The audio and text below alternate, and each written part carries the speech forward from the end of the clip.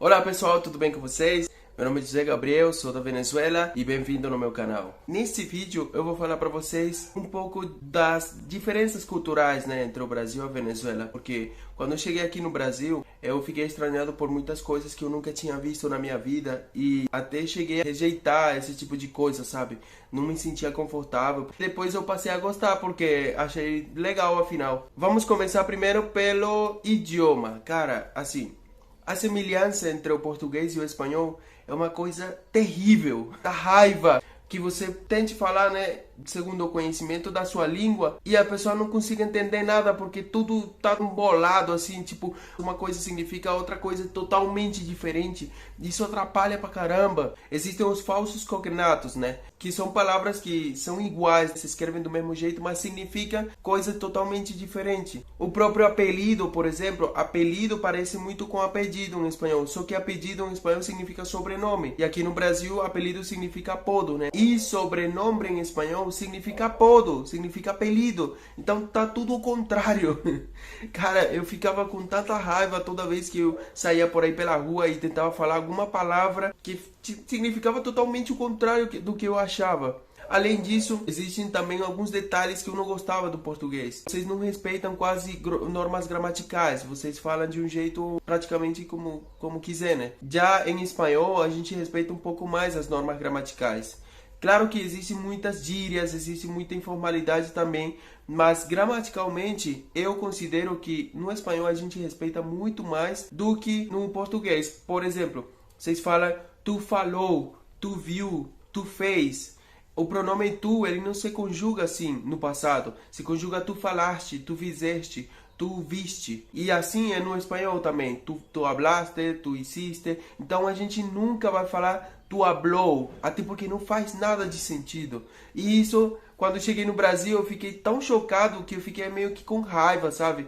Porque fiquei até achando que eu ia estragar meu próprio espanhol falando desse jeito. É incrível mesmo o que a gente pensa às vezes. Hoje em dia eu gosto um pouco mais, Porque eu entendo que se refere mais a uma cultura. Uma vez eu estava numa praça, E do meu lado tinha um cara que estava falando pelo celular. E ele falava somente tá. Porque ele falava assim, ele estava falando com alguém pelo celular, Aí ele falava tá, tá, tá, tá.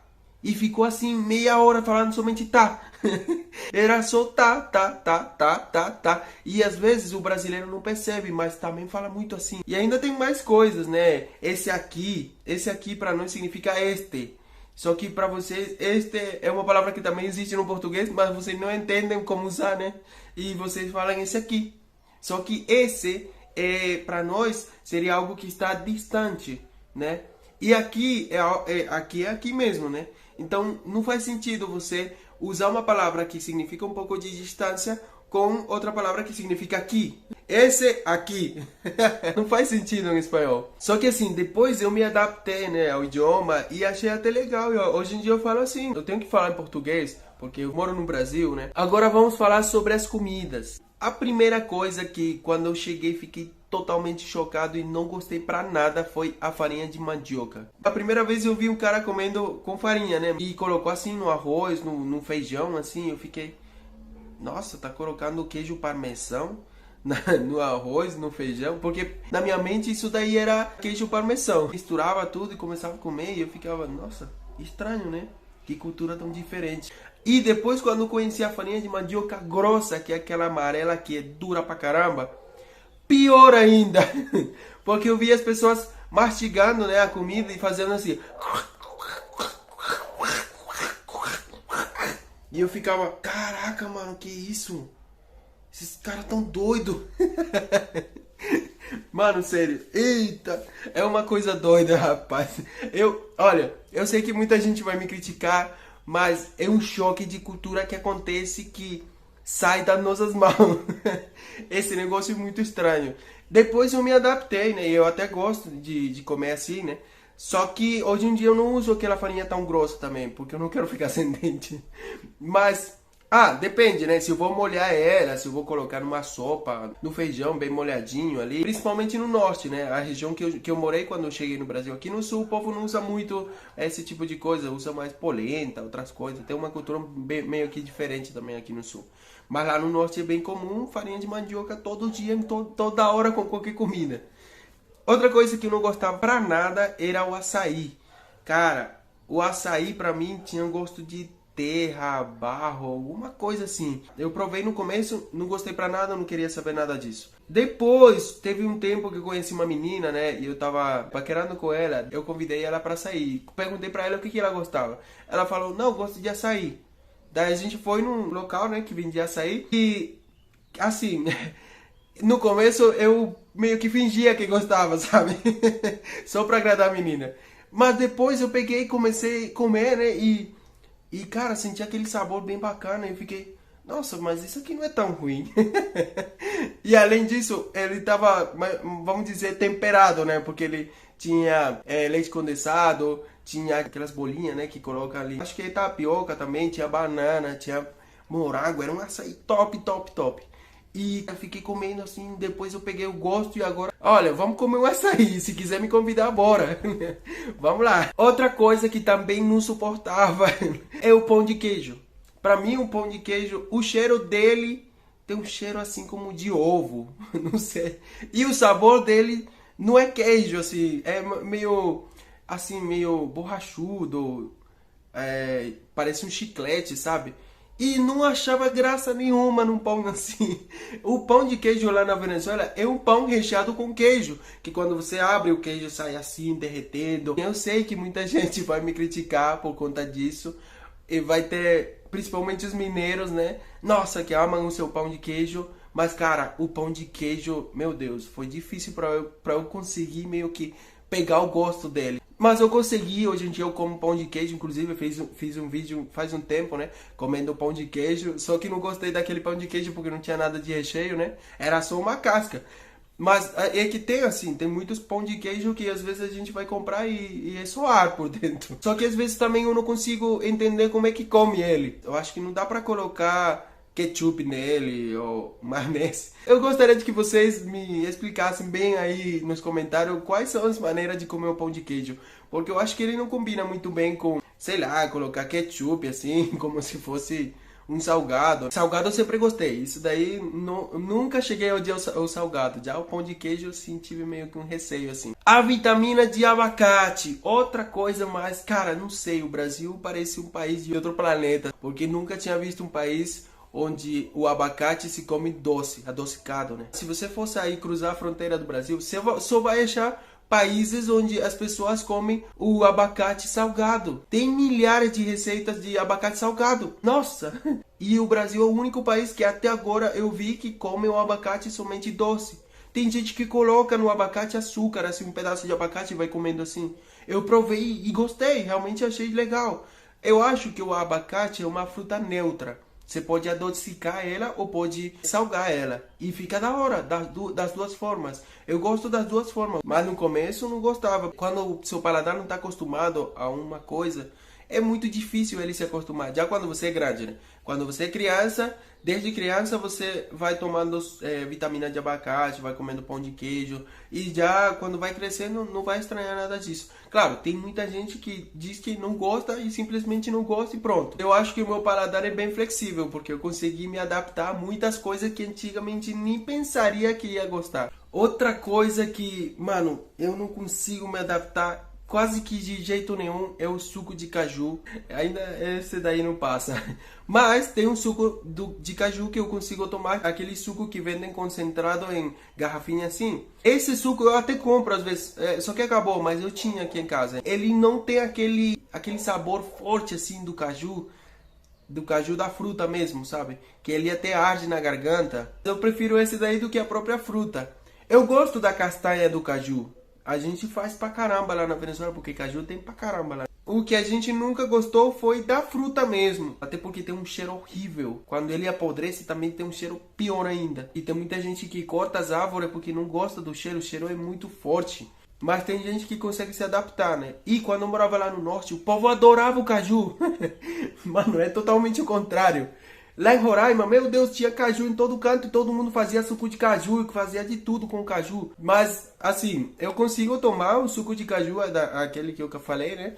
E comer a castanha de caju, sempre comi, sempre gostei, sempre vou adorar. Mas a fruta em si não consigo assim. Até que tem alguns caju que não são tão fortes, né? Que são mais doces, né? Dependendo da árvore. Agora vamos falar sobre outro tema que no começo eu achei um pouco chato, porque eu gosto até, só que não tanto quanto o brasileiro, que é o futebol. Assim, lá na Venezuela existe o beisebol, né? E esse é o nosso esporte rei lá, não é o futebol.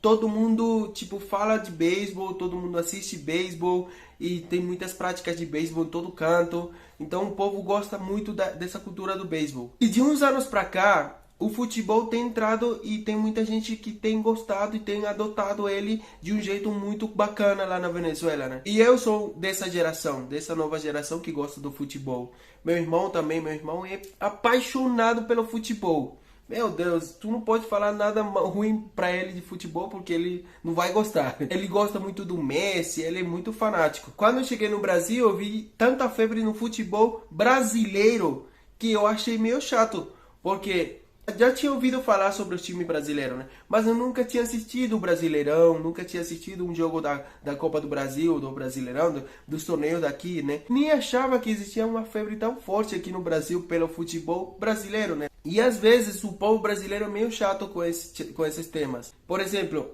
várias pessoas já me deram, né, de presente camisetas de times, né? E como eu não sou torcedor, eu não era torcedor, porque hoje em dia eu gosto bastante do Flamengo, né? Já vai chegar hater assim, ah, mano, como é que você vai gostar do Flamengo? Tem que gostar do Corinthians. Porque essa atitude é a que às vezes faz com que isso fique meio chato.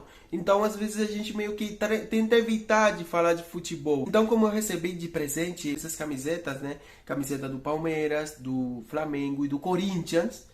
E às vezes eu uso de forma aleatória, as pessoas ficam com raiva de mim e falam, cara, como é que você vai usar uma camiseta do Palmeiras hoje e amanhã uma do Corinthians? Você tá doido? Por que você não...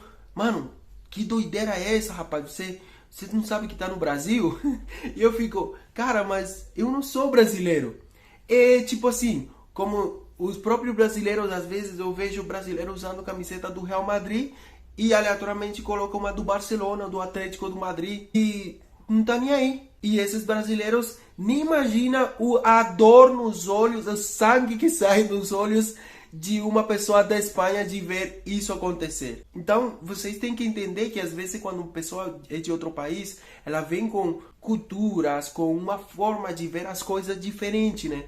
E fica meio chato quando a pessoa fica enchendo o saco por conta disso, né? Não é que eu não gosto do futebol, adoro futebol. Aqui no Brasil eu assisto futebol o ano inteiro também. Brasileirão, Copa do Brasil, Libertadores, o ano inteiro assistindo futebol brasileiro. E o futebol brasileiro é o melhor do mundo, cara. Não tem comparação. Só que, velho, às vezes a gente tem que ter meio que maturidade nesse sentido, né? Agora, outra coisa que no começo também eu odiava, né? Mas eu consegui lidar com isso, ter tolerância, né? Que são os comunistas brasileiros. Eu sentia meio que raiva, assim, um rancor, sabe? Porque eu vim com um ressentimento muito grande por conta de tudo que eu vivi lá na Venezuela. E quando alguém me fala em marxismo, comunismo, igualdade social, aquelas pautas da esquerda extremista, principalmente a extrema esquerda. Mas quando a pessoa vem com aquela ideologia defendendo a União Soviética, defendendo Cuba, falando de bloqueio, falando desse tipo de coisa, eu fico com tanta raiva, mano. E uma das coisas que me motiva a fazer esse tipo de vídeos é justamente isso. Realmente eu não queria me envolver em temas políticos aqui no Brasil, né? Eu gosto de ser uma pessoa meio que fechada para algumas coisas, né? E no quesito de política eu sempre fui assim, né? Mas como eu vivi uma política terrível lá na Venezuela, que ameaçou meu bem-estar, minha vida realmente. Passei fome, passei necessidade pra caramba, caí de uma árvore, fui no hospital, não tinha nada pra fazer cirurgia, pra fazer nada. E me vi numa situação muito terrível e tive que fugir do país por conta disso. Devido a tudo que eu vivi lá na Venezuela, eu não posso ficar calado, sabe? É muito difícil pra mim. E às vezes eu acho vídeos na internet de pessoas defendendo socialismo, comunismo, toda essa esquerda maldita que o único que fez foi estragar, nossa, milhares de pessoas, milhares de vidas, milhões na verdade, porque é a ideologia mais genocida que existe na humanidade. Então, eu consigo até lidar com os comunistas, né? Falar com eles, debater e tal. Mas no começo, cara, eu tentava fugir desses temas políticos porque ficava com tanta raiva, sabe? E não queria nem saber. Era uma coisa que eu odiava totalmente. Mas hoje em dia eu consigo até lidar com eles. Até tem alguns comunistas que eu considero até meio que agradáveis na hora da conversa, sabe? Porque são pessoas que gostam de ouvir. Tem uns que não. Tem uns que não conseguem ouvir de jeito nenhum o que a gente fala. Eles ficam fechados. E é que o pior surdo é aquele que não quer ouvir. Então, minha gente, isso é tudo por hoje. Espero que vocês tenham gostado desse meu vídeo. Eu sei que eu fui um pouquinho pesado em algumas coisas, né?